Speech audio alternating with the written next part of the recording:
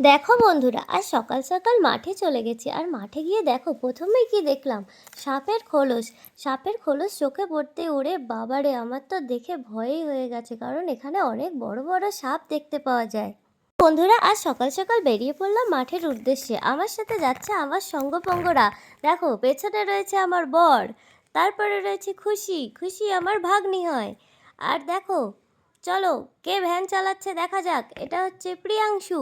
প্রিয়াংশু বসে কিরকম লাগছে? প্রিয়াংশু বলল প্রিয়াংশুর খুব ভালো লাগছে। আর সামনে কে ভ্যান চালাচ্ছে? আমাদের মুনু। মুনু আমাদের টানতে টানতে নিয়ে যাচ্ছে মাঠের উদ্দেশ্যে।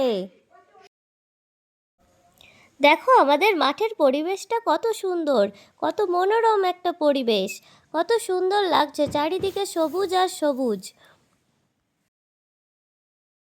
বন্ধুরা দেখো, আমি মাঠে পৌঁছে গেছি।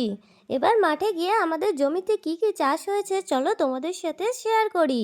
এখানে দেখো কত ফুলকপি চাষ হয়েছে।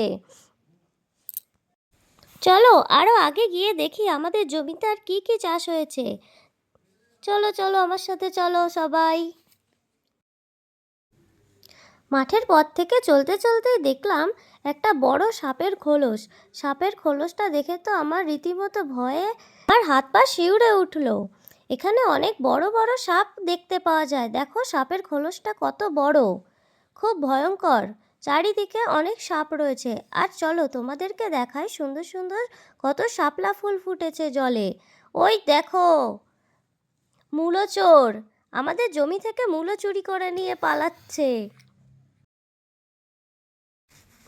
চারিদিকে কত ছোট ছোট শাপলা ফুল ফুটে রয়েছে, দেখতে অনেক সুন্দর লাগছে। দেখো জলে কত গুগলি, চারিদিকে কত গুগলি শামুক হয়ে রয়েছে।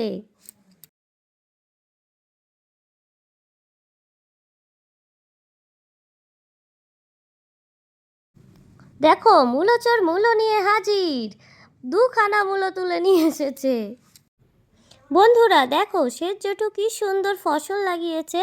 এখানে হয়েছে অনেক লাউ, আর সেচ জেঠু যাচ্ছে সেই লাউগুলোকে তুলতে। চলো দেখি সেচে জেঠু কিভাবে লাউগুলোকে কাটে। দেখো কত কষ্ট করে জলের মধ্যে নেমে এই লাউগুলোকে কেটে নিয়ে আসবে। দেখো জেঠু অনেক কষ্ট করে লাউগুলোকে কেটে নিয়ে আসছে। আকাশ থেকে এক ঝাঁক পাখি উড়ে যাচ্ছে। আজ এই পর্যন্তই থাক, কাল আবার দেখা